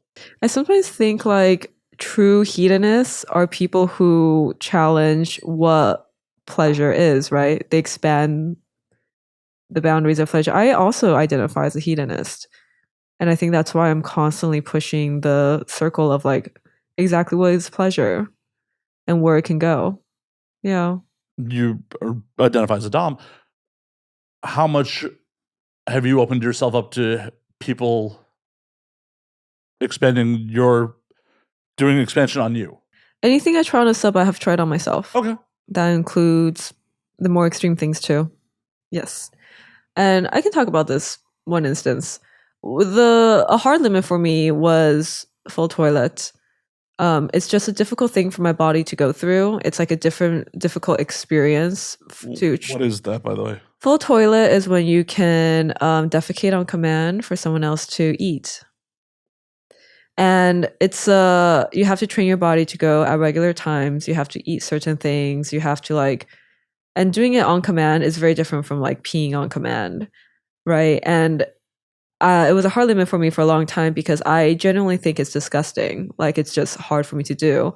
And I had one guy who really wanted it, and I like really train and practice for it. I think that's like one of my biggest examples of like expanding what my body can go through and what it can do. And I think it was an interesting experience. What was the diet for that, by the way? There's certain foods I have to avoid. Collard greens, like spicy foods, because I'm lactose intolerant, like no milk. And like really generally like healthy diet of like greens and like solids. And I also had to like learn how to time it to know when it like how my body digests, how long it takes to digest, and also like how my body absorbs it. It's I oftentimes see like my flesh as a mechanism, and this was an instance of it being like a very clear mechanism. Yeah. But again, it had to be the right person. I think he was the right person for it. Timing's everything. Mhm. Timing is always everything. And as I said, if I was involved with the right person and they told me for whatever reason they wanted to try this, I might not say no. Mm. But it's not something I actively seek out. Like, Okay. I think that is a big difference between us. I actively seek out things that like I have not experienced before. Like I do actively seek out like life experience and challenges that really push what I think I'm capable of. Yeah, and I like seeing that in other people too. that's awesome. That's awesome. It's just like talking about sounding. Just like I probably would survive it. I hope, but You'll survive it. You'll be fine. but it's not something that I'm like, oh yeah, I wanted to see if I can. I rather push my limits with psychedelics versus like physical. Do you do a lot of A psychedelics? fair amount, actually. Oh, okay. Like, especially during the pandemic, like I went from doing mushrooms every once in a while to like I tripped a lot during the pandemic. Mm-hmm. And it was just like, why did I hold off on this for so long? Like, I had definitely I'd done acid and done shrooms, a bunch in my youth and like did here and there. And then it was just like during the pandemic, as more and more like studies are showing that like, oh, it helps with depression, it helps reset you, all this shit. It's like I was getting kind of isolated in here. Mm-hmm. It's like, fuck it. Let's get deep, do a bunch of shrooms and then like do not regret it in the least bit. The first time I did shrooms was also during the pandemic. It was really interesting. Oh, it was the very first time? Yeah, I didn't do a lot of drug. I still don't do too much drugs actually, but I didn't really get into hard drugs until the pandemic. I wouldn't call shrooms hard drugs. But Yeah, but like any I only smoked weed and drank alcohol before the pandemic. well, and that's interesting because that's an interesting dichotomy between like you're looking to push your body to the physical max. Yeah, well, see, I started doming in 2019, and then pandemic came in 2020. So this was a whole journey for me too, of like, okay, this is something I'm going to do, and I think I developed this interest of like pushing myself and pushing experiences like over time. Okay. Yeah, and I think the pandemic actually did. I went through like a huge body modification phase on myself during the pandemic. So if you see a picture of me pre-pandemic and you see a picture of me now, totally different look. What all did you change? Everything. Like I started dyeing my hair, I started doing my lashes, like tattoos, I started weightlifting, nails. Before the pandemic, if you saw me walking down the street, you would like not recognize me as this person now. I actually showed one of my subs a picture of me before I started doming, before 2019. He's like he could not tell it was me at all. It was like unrecognizable. I also gained like in muscle mass like 20 pounds. I was really, really skinny.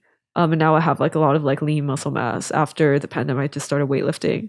So I was experimenting with my body, and I was experimenting with like what would happen if I did this and like how the world would perceive me and how I would interact with people and how that changes. And it's there's a big difference. Do you actually care how the world perceives you? I think I'm aware of it. I don't think I would be doing what I do if I cared in such a deep way that it would affect my daily going on like ongoings. But I'm like aware of how the world perceives it. So like I'm aware that like this industry is stigmatized. I'm aware that BDSM is stigmatized. I'm aware that like a lot of kinks and fetishes, like people have preconceived notions about it. But I don't think those perceptions necessarily like shape who I am outside of like me having to navigate it. That's fucking healthy, because so many people are driven by like other people's perceptions, other people. Hell, look at social media. Look at half the negative comments people put on fucking social. Oh, your parents must be so proud. Like, who the fuck is living their life for their parents? I actually think a lot of people live their life for their parents, I right? think it's bad. I think it's a horrible idea. Like, Yeah, I don't fault them though. I actually like really understand where when people are incredible, like human beings are incredibly social animals. Like I understand that like perceptions matter. I understand that like being in community, right? Whether like it matters and people's like sense of community, it can be local, it can be global, you know, there's like all these like shifting like power dynamics that happen. but And I think the people who say like, what do your parents think about it? Or, you know, conversations about that, I think they value the nuclear family. I think they value, yeah, like conservative, like what your parents will perceive. I think there's a place for that. I actually think that's okay, you know? I don't. Um, I honestly don't, because it's one of those things like, do you really want to like push yourself down, and like, especially if it's going to cause you harm just for the approval of two other fallible humans? Oh, I don't think like it's about approval. Like I don't care about their approval, but I understand where they're coming from. And I think what they lack is understanding where we come from. And that's it. For Like sure. it's as simple as like that lack of a bridge on that side. But yeah, I'm not particularly offended by a lot of things that people say if there's no merit to it, and if it's someone that like I don't know, like it's just random. If it's random comments, it doesn't really have any weight. It Yeah. shouldn't, because it's one of those things where like I say this all the time. Like, if I wouldn't take your advice, why the fuck would I take your criticism? I don't know who you are. I don't know what kind of day you're having. I don't know what kind of life experiences you have to be like, oh shit, this person's right. I don't know if you're, I have no clue if you're an expert in your field, or, you know, someone who has no experience on what they're talking about. You're just a random person on the internet. And until proven otherwise, I'm just going to treat you as such. Yeah, everyone's just like a byproduct of their material conditions, right? Like that's it. There's a push and pull, like the pendulum swings, and I'm gonna keep on living the life that works for me. As you That's should, it. as more people fucking should. Like, and that's the thing that bothers me about people being like, oh, your parents must be proud. Like, it's your life. It's the only one you fucking give. The only one you fucking get.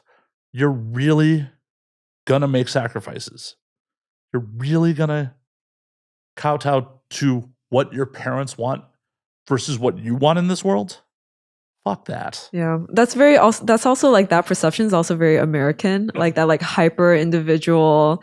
I'm gonna do what I want, like regardless of what my parents thinks, is very like individualistic in a way that works personally for my life. But I think there is like I'm not gonna like give any sort of like, you know, I'm not like justifying like what the haters say, but I think, you know, it comes from a place of sometimes not having a strong individualism, and some people live their life like that, and that yeah, and because they don't have a strong individualism, or they have a more collective mindset, they I think that mindset specifically like requires them to um like add more people to the pool, right? It needs to consume more like people into the collective. Like they need to proselytize in a specific way.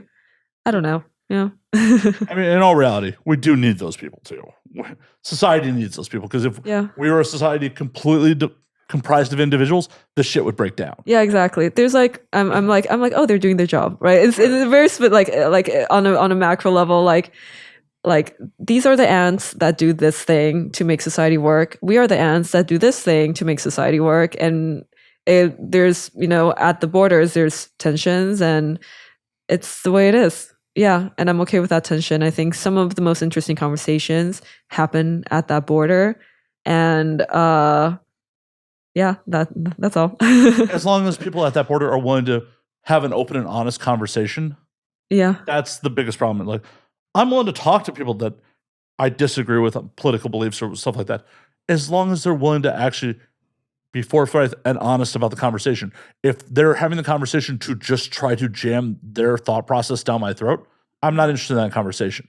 But if we're both coming at it from an honest place, from a place of openness, where we're like, oh, hey, I can admit I was wrong there. You can admit you're wrong there. Mm-hmm. That's worthwhile having.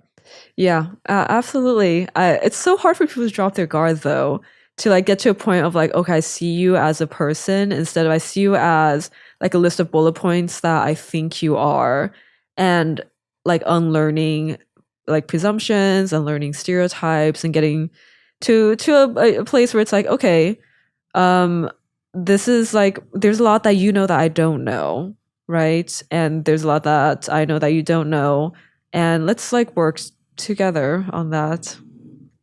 In an ideal world. An ideal world, yes. Unfortunately, we have a lot of blind tribalism, and people just want to put you in a neat little box. Especially, it seems like it's worse in modern times of people just being like, "Oh, you believe this, so you're obviously this." Like, I believe that one point. That doesn't make me blindly believe everything else that potentially corresponds with it. Mm-hmm. Mm-hmm. And I don't know how is a society come back from that. It seems to be like it's getting worse. It's just, oh, well, if I have these beliefs that are conservative, I'm gonna go blindly believe everything else that like is being preached by that side. Or if I believe in universal healthcare, I must obviously believe in everything else. Yeah, it's like, no. Mm. Nothing should be just taken blindly. Yeah, the world's big. It's complicated. Too much, a lot of information. A lot of opinions that are being presented as facts is Mm. also part of it. Mm. The internet has given everyone a voice. And it's hard for a lot of people, and myself included at times, to disseminate what is actually real versus what is someone's opinion, agenda. Sometimes I think that's that's one factor in one like the many reasons I like sadism is very complicated things become very simple when pain is involved. Yeah. No more honest moment than It's a very honest moment. I think suffering is a very honest moment. I think a lot of people's like true feelings and opinions come out when they're in a incredibly distressed situation or they're in pain. And I like that honesty. I like that truthfulness. Yeah, I think I'm not quite sure what I'm seeking sometimes in BDSM kink, but I think that's leading to something. truth seeker. I don't know. I like it when I see a person. I was like, wow, yeah, you at the end of the day, you are just an animal, huh? You break and bleed like everyone else. Like, how humbling is that? Well, that's the thing. Everyone in their own mind is the center of their own universe. And it's like, oh, no, we all have these very common things. We bleed, we break, we eventually die. Yeah, there's no center. Also, the center is like defined by the periphery. So if you want to see like what the center is, you have to look at who's marginalized from the conversation. That's like oftentimes more indicative of their beliefs than what they think they believe. Very true. No. Look at us getting all deep and shit. It's like, oh, and starting off all kink and pain, and we're still talking about pain. True, very true. We're still talking about pain. We're still managing to work it in. Just pain is everywhere. Pain is it's never ending. Suffering's never ending. Isn't that like such a like? It's just such a liberating fact to just like accept about the world. It is like at the point where suffering ends, you've gone on to non-existence. Yeah, I just like making the suffering my own. And I like making your suffering my own too. That's all. So how do you enjoy suffering? On a given to me or given to someone else? No. I mean, just how do you enjoy suffering? Like how? Just like sitting in it. Just sitting in it. Yeah, I mean, like sad moments, like hard moments, difficult moments, sitting in it. Yeah. Same with subs too. I like them to just sit in it. Yeah. They can express via noises sometimes, but the sitting in the like, this is it. There's no getting out of it.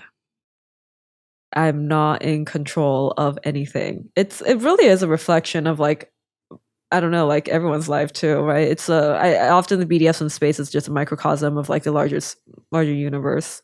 Well, as you said earlier in the show, control's an illusion. Control's an illusion.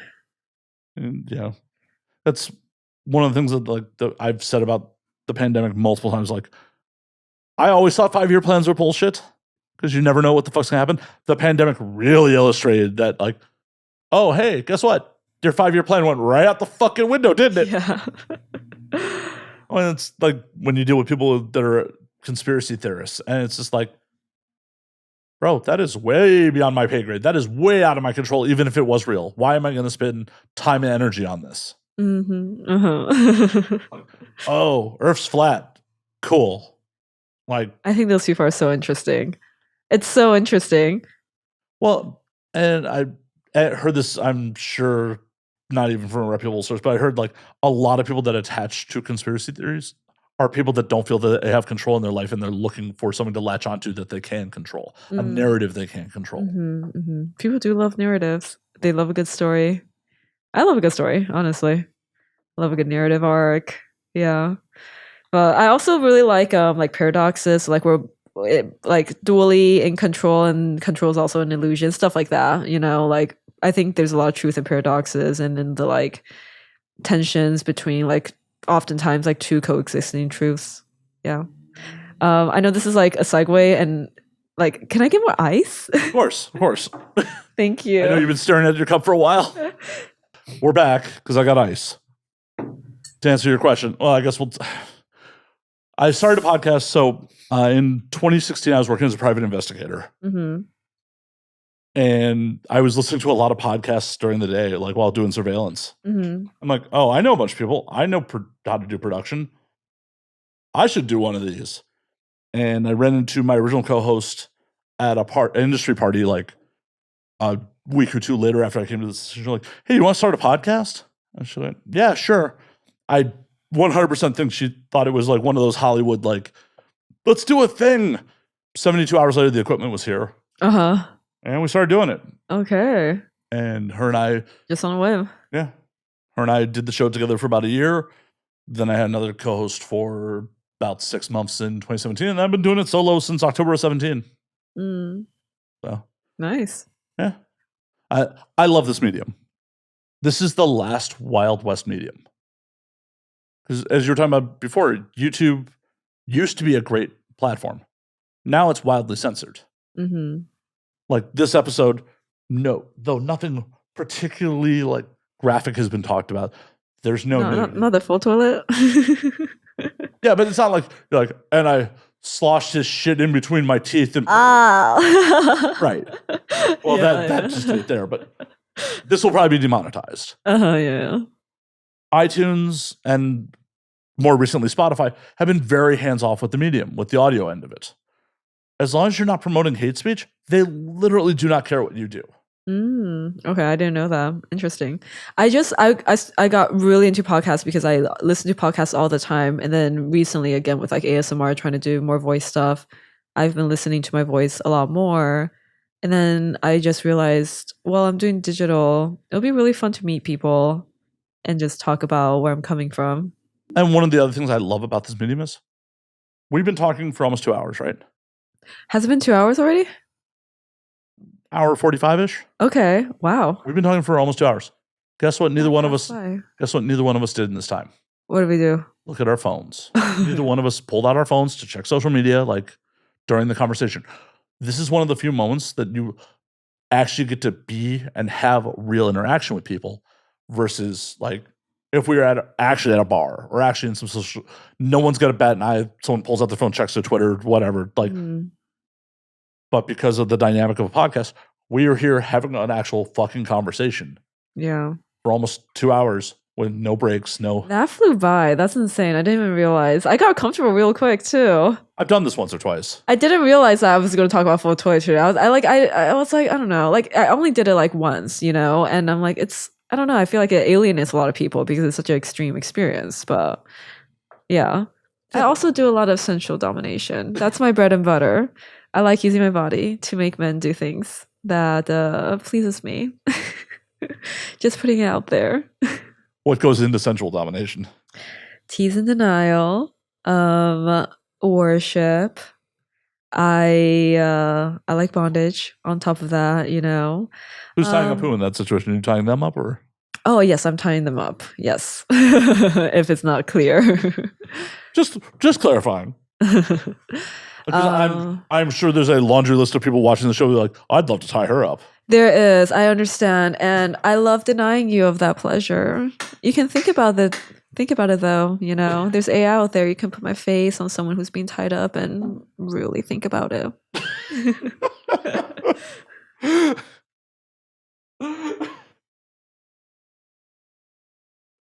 That's so ridiculous that like the technology is easily accessible to be like, Yeah. oh yep, just slap your head on someone else's body and now they're tied up. I mean, I give you consent to do that if you want to. I think like there's something funny about the fact that I'm in their heads to the point like they have to see me on someone else's body doing the thing that they need me to be doing. I think that's really fascinating. Do it. So think about me. Keep thinking about me. I'm curious, what turns you on more?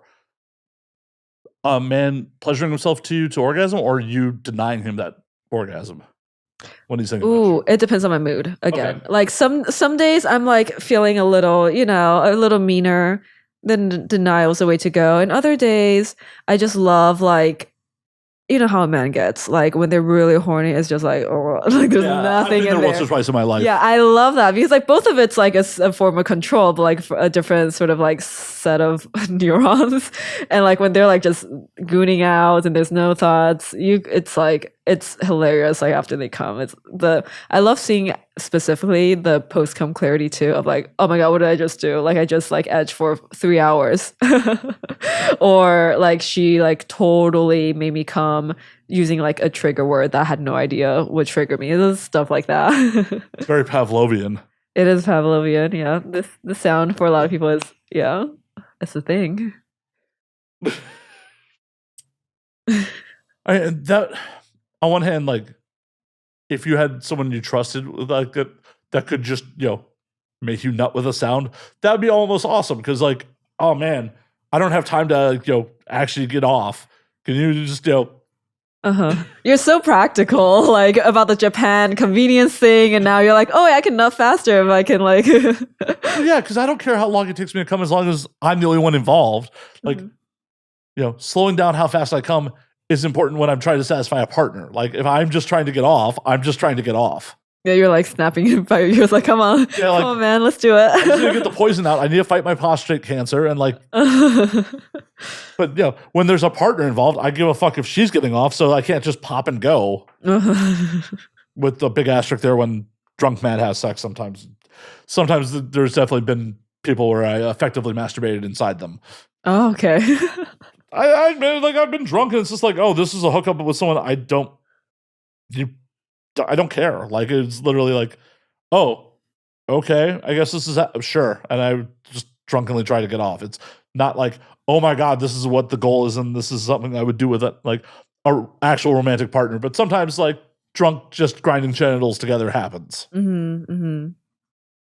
Yeah, it does. Yeah, I'm willing to admit it. Like it's just like, yeah. And then there's been other times where it's like, oh shit, well, I came too quickly and I don't feel good about it. Because that's happened to like every dude I feel like that happens to. And like it's one of those things where like dudes, it's almost toxic masculinity where dudes won't like be willing to admit like, oh yeah, I popped too quickly or I didn't get it up. Like failure happens. But, like I'm a dude, I can't admit like I wasn't virile. Alcohol. I haven't like I've never really been on the dating apps, to be honest. So there's a lot of these like hookup stories I don't relate to. I love hearing about them, but I don't relate to them. Yeah, I've never like really done the swiping thing. But you're in New York in bars, like you've never like been like, oh hey, this would be fun. Oh, in a bar? Like you're telling me you've never had a one night stand? I've had one night stands, but they always like end up like wanting to date. Well, Like stop banging them so well. they no, they always end up like following up. So I've never had a true one night stand, and I've wanted one forever. Stop fucking so good. It's insane. Well, and it's also one of those things where, like, it's human nature to want what you can't have. Hmm. Just is. Yeah, I think some people should accept it though. If that's the state of being that you're in, you should just accept it. How self-aware are a lot of people? A lot of people are not self-aware. Yeah, I guess they always have a chance to be self-aware though. Yeah. But I don't know what causes someone to like, oh yeah, huh, I should accept that, you know, I'm not going to get closure here. I'm not going to get what I want here. It's a little sad. Was it at least good? Huh? Was it at least good? It was good sex, yes. Well, so it's good times. You've had at least one night stand in your life. One true one night stand. Yeah. One true one night stand. And you've had that experience. And There should be like an alignment chart of like one night stand is like true one and the chaotic one, and then like true neutral. Take it you play a little D&D. I watched Dimension 20. Okay. Yeah, like Brennan Lee Mulligan, you know, that I watched Dimension 20, but I don't play D&D. I think I was like a little bit older when I learned about it, and I swear if I learned about D&D when I was younger, I would be a total D&D head. I mean, you still can. It's okay. I would love to. I just don't have enough time. I'm too busy floating around. Well, you can play online with people. Okay, but isn't the true D&D experience having a group of friends that you love and you're all role playing together instead of with strangers? I feel like that's the true D&D. Never play with strangers. Like, as an old school gamer, never play with strangers, because the problem is the social dynamic is real, and though you're all playing characters, if you can't stand the people you're playing with, you can't stand the people you're playing with. Mm-hmm. Because so much of the game is created by the collective imagination and the person running it. If you all are not on the same wavelength, it will not work. It will be a bad time. Like, there's plenty of people I know that probably would enjoy playing D&D with the right people, or playing any other role-playing game with the right people, but their first experience was with people that just didn't click with them. So they're just like, fuck that. That's a horrible time, because that's all they experienced. Honestly, I'm more choosy about the people I'll game with than the people I'll have sex with. Shit, that's real. Fuck. Never thought about that, but that's real. You should be choosier about people you have sex with, but from my standpoint, I guess like I'm not the best person to be like, I don't know what the male experience is, but sometimes you gotta get the poison out. Sometimes you gotta poison out. No, I definitely should historically be choosier with some of the people I have sex with. Like, because sometimes it's like, as I said, drunk, and it's just like, hey, you wanna? Yeah, I'm in. There's a time and place for it. Like, there's a time and place for it. There's a sort of like freedom to doing that too. But I feel like if you experience a bunch of self-loathing after, then it's not for you. Then obviously, if you experience that much self-loathing, you don't want that type of, interaction. Depends on who it was with. It's run the whole gamut. There have been times where it's just like, oh shit, why didn't she call? That was fucking awesome. And then I've told this story on air before too. Sorry, people who have heard it. Well, like, I sobered up inside someone while I was in Spain and was like, why am I inside someone? Yeah. Oh no. Wait, give me the full story. I want the whole story. Sorry, audience who's heard this multiple times. I was at my friend's wedding in Spain, and I was very drunk. Very, very, very drunk. Like, I had just been sleeping on a pool table drunk at the reception. Me and one of the bridesmaids had been super flirty the whole trip. And it's like, oh, actually, everyone thought that her and I had gone off to hook up when we both disappeared. Unfortunately, she had passed out drunk in some bushes somewhere. Oh I passed out on a pool table. I came back up to the party, like, and this friend of the bride and grooms who had come in from the States was there. I don't really recall how it happened, but in my vague recollection of it, it was, I talked to my buddy who she was talking to, like, do you care if I? He was like, no, please do. And the next thing I know, we're back in my room because the reception was at the villa we were staying at. Mm-hmm. And then, one thing led to another. And then, I started to sober up while I was inside her. I'm like, why am I here? Oh, that's rough. Yeah, she was a horrible person. Oh, no. Not just inside and out, just not a good person. Oh, God. Yeah. But it was one of those things, as I was sobering up, and I'm like, well, I'm already pot committed. I might as well finish. And do you close your eyes and imagine you go somewhere? I was just trying to finish as fast as possible at that point. Oh man, I would just stop. I mean, you can masturbate. You can masturbate in dignity. Yeah, wouldn't have made for as good of a story. You're like, this is for the bits. I committed to the bit. This is going to be on my podcast. A year and a half before I started doing the podcast, but yes.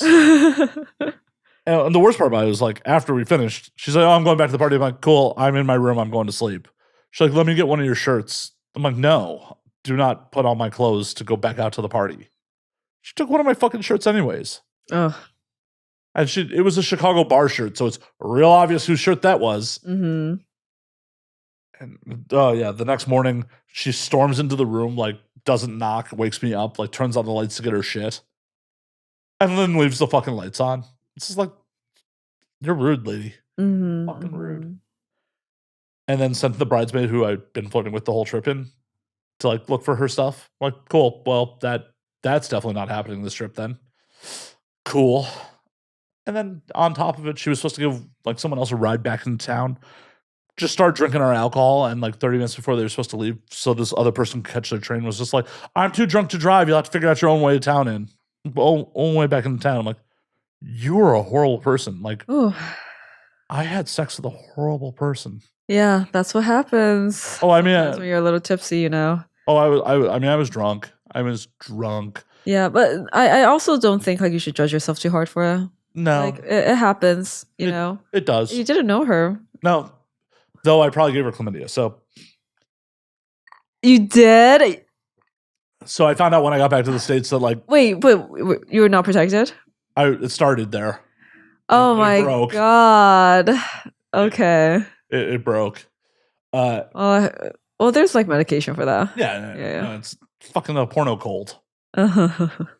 Run antibiotics. But it was one of those things where I was a little symptomatic before I left for the trip, but it wasn't oh, my pee burned or anything like that. I was just pissing a lot, and I thought I had a UTI. Uh-huh. So I was just being a stubborn dude down in cranberry juice, said I'll just get through this.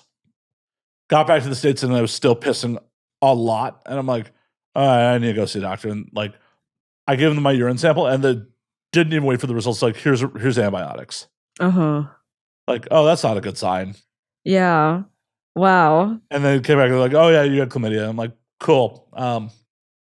Once again, I've told this story on there, but I had no way to contact that girl. So I had to call the groom and be like, so, your wife's friend who I hooked up with at your wedding, could you please tell her to go get tested?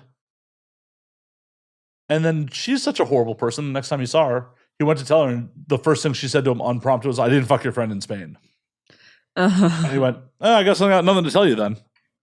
Wow. Yeah, it's all fucked up. What a story. All fucked. The worst part about it is I got chlamydia, most likely, 99.9% sure, from my non-monogamous civilian partner that I had been seeing up until a couple weeks before that trip. Mm-hmm. So it's just fucking civilians. Yeah. Were they not testing, or was it just happens? Well, it's one of those things the rule was we were doing unprotected and we were supposed to use protection with other people. I hadn't hooked up with anyone else in a while. Mm. And, we hooked up. And then shortly after that hookup is when I started being symptomatic. And I wasn't mad about that. I was mad that she took no ownership in the situation. Because I called her up yo, you need to get tested. And she went and got tested. And she's like, I came back clean. You must have blacked out drunk and fucked somebody else. Mm. Cool. Didn't you just tell me you did a round of antibiotics for a lung infection? Antibiotics kill chlamydia. Oh yeah. I think every time I've been in a relationship, they've been very, very long relationships actually. And Yeah, there's always I think like what I would identify as is monogamish. Um not like purely open because I don't like I like that level of devotion. I like that level of loyalty. But Well, I like it being open for certain circumstances. So like a party or they're going somewhere, I'm going somewhere, like that flexibility is very good for me. I think there's a difference between pure monogamy and like emotional monogamy. Like I'm a-okay with physically it being open. Mm-hmm. Like I'm not down with polyamory though. I'm not looking to have multiple partners I'm emotionally invested in. Mm-hmm, mm-hmm. And ideally my partner is not looking for other partners to be emotionally invested in. That, the emotional investments monogamous, the physical, whatever, who cares? Yeah, I'm there too actually. Yeah, the physical stuff is not like that big of a deal for me. Um the pattern for me though is like I've tried to see if like polyamory was for me by opening the relationship with like every long-term relationship I've had. They end up just not seeing other people. And so it Stop would fucking them so good. Stop doing it. Stop doing it. they just don't. Phone that shit in. They don't see other people. And it ends up being a monogamish because it would be open for like, okay, there's like this specific party and it's like, okay, now this is an experience. It has to be like a specific experience for it to be open. But yeah, that's been the pattern in my life. And I think it's not that I like specifically I did keep it pretty open, pretty polyamorous for like a while. Until I realized like none of my partners see any other people. Is it their lack of ability to get other people, or is it their lack No. of trying? No. They do not have a lack of ability of getting other people. That's for sure. Well, because that is a very real thing that happens for some polyamorous couples. Is like, Yeah. and that's where a lot of polyamory fails. Is like, oh, one party is able to have multiple suitors and multiple full polyamory, and the other party is just like, well, you were the best and only I could do. Fuck. Yeah, that's not the case. Like with like one of my like longer term partners in the past, he would be like, oh yeah, I went to this bar and like a bunch of these girls came up to me and I was like, I have a girlfriend. I was like, yeah, but you could have, like we're open, like it's okay. Like I wanted to like make it really safe for him to explore if he wanted to explore and do those things. And he's like, no, I just wanted to go home. And I was like, okay, like if that's totally fine too. And that's well and good as long as he's not getting upset that you are out there, exploring the agreed upon rules of your relationship. Yeah, but for me, it's not like for me, it's like I like subs. Like I'm looking for victims at the bar. I'm not looking for hookups at the bar. I'm looking for like, oh, he seems like he has some inclinations. He seems like a good test subject for me tonight. Like that's the kind of like urges I have. They're more violent, and most of the time it's open-ish. And now I have like subs that I can have those urges satiated. But in the past, it's like, okay, like my partner is not going to let me like say like cut him, right? So I need to look for people who would be willing to do that for me. Yeah. In a different light, that is some full-on serial killer shit. Like, I know what you're doing is completely consensual and fine. It is. I understand like the angle you're coming from, Yeah, but it is like something that I had to think a lot about. And to be honest, I had a lot of shame around it. Why? Because I was like, oh my God, this is so fucked up. It's not though. Like, I understand the perception. Like I understand like the perception of like violent urges and like certain kinds of like I fully am aware of it, but I have fully like accepted that this is who I am. And every like now and then, like on a monthly basis, like I need a victim. Like I need it. It's not like I have to hurt someone in a very like significant way in order for me to like be like, okay, like I can like exist again. As long as it's consensual, that's fine. But it's. I was just making a joke about that. Like, please don't hurt me. No, I'm not. Again, like I think like this is the safest, best way for me to exist in the way I'm wired. Like I'm really, really quite like blessed to be in this industry and like to have found BDSM, because I have no idea where this would have went if I was like in some suburb somewhere in like in the middle of like Minnesota. Like I have Miserable. no idea. Like everyone in Minnesota is miserable. Yeah, I think I would have like actually gone crazy. I think I would have like actually lost my mind. So before you found the space, before you became a lifestyle player, how did you deal with these urges? It was really pent up, really extremely pent up. And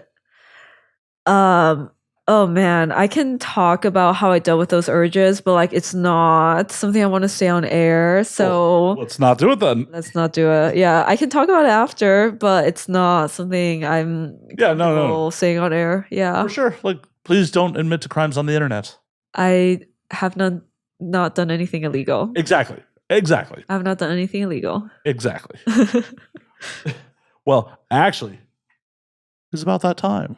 We're gonna call last call, so you can tell me these stories that are not fit for the internet. Okay. Or you have to run out and do sessions. So, Tomie, it was a pleasure. Before we get you out of here, though, where can they find you on the things? My digital pages are Mx Tomie Digital. It's Mx Tomie _digital on Twitter and mxtomie.digital on Instagram. That's my digital content. It is sensual. It's some of the more like fun, like JOI, chastity stuff that I do. And you don't have to worry about anything so extreme on there. It's fun. Awesome. It was an absolute pleasure. We will definitely do this again next time you're in town or some shit. I would love to. Awesome. Well, until next week, drink up, motherfuckers.